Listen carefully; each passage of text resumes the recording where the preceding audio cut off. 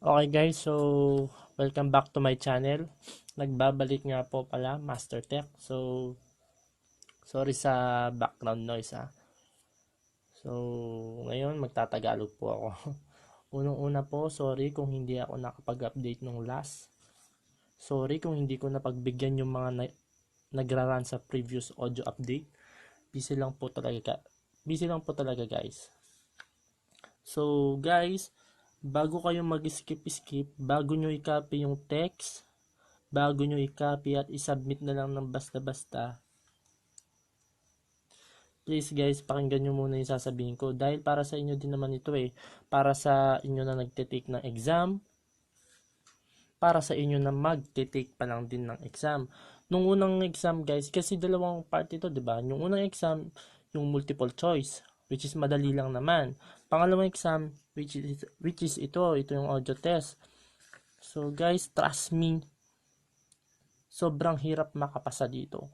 Yes guys, every periods, every commas, every words matters. Lahat po yan importante. Dahil po yung passing rate nila, if I'm not mistaken,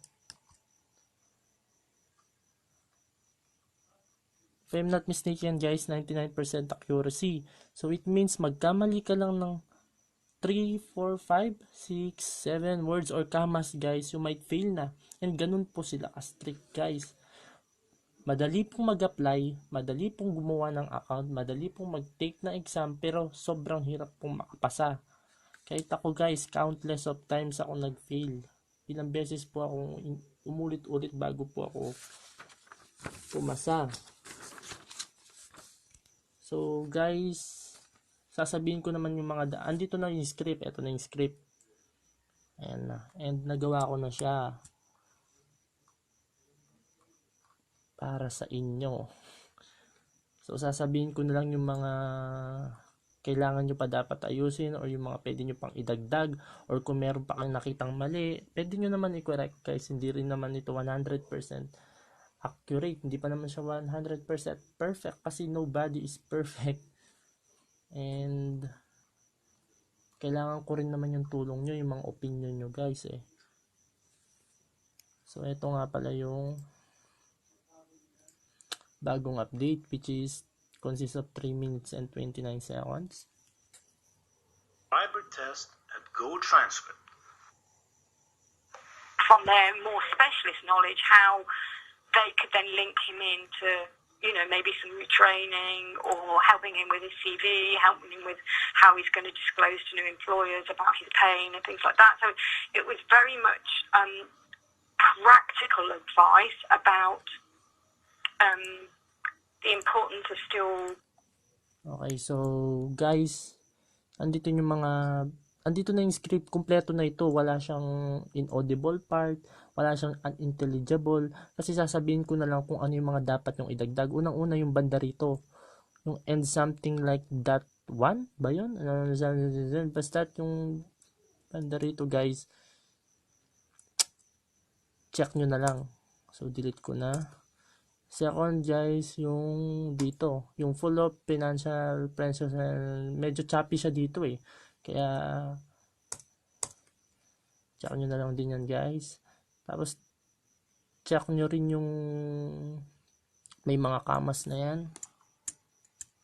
Okay, ulitin ko guys ha. Yung una, banda rito sa something like that. Yan yung una yung pakinggan. Tapos yung pangalawa, yung banda dito sa loss of role. Baka meron akong kulang dyan.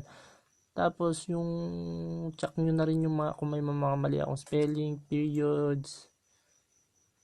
Tapos yung about naman dito sa biopsychosocial approach, sinearch ko to and lumabas naman po siya. Holistic. And yung pinaka last guys is yung dito sa I can talk to other different version. Hindi ko alam kung ano yung pagkakasabi nyo dito, basta check nyo na lang din yan guys. So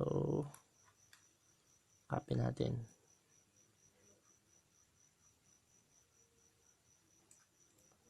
copy,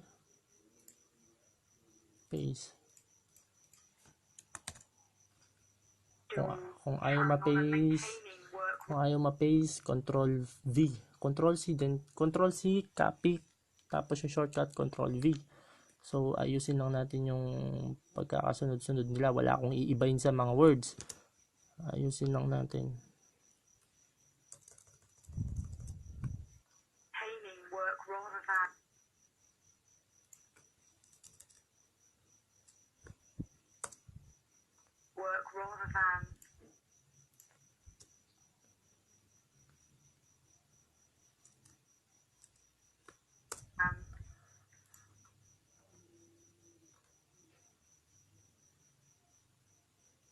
Ito nangyari dito.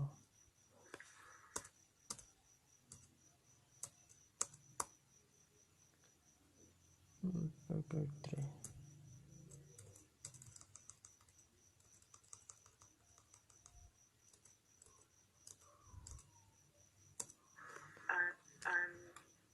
losing that position and then losing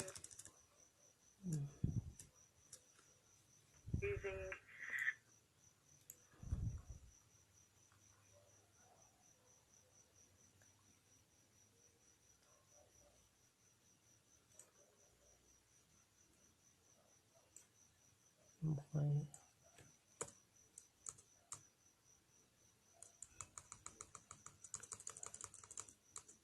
Okay, so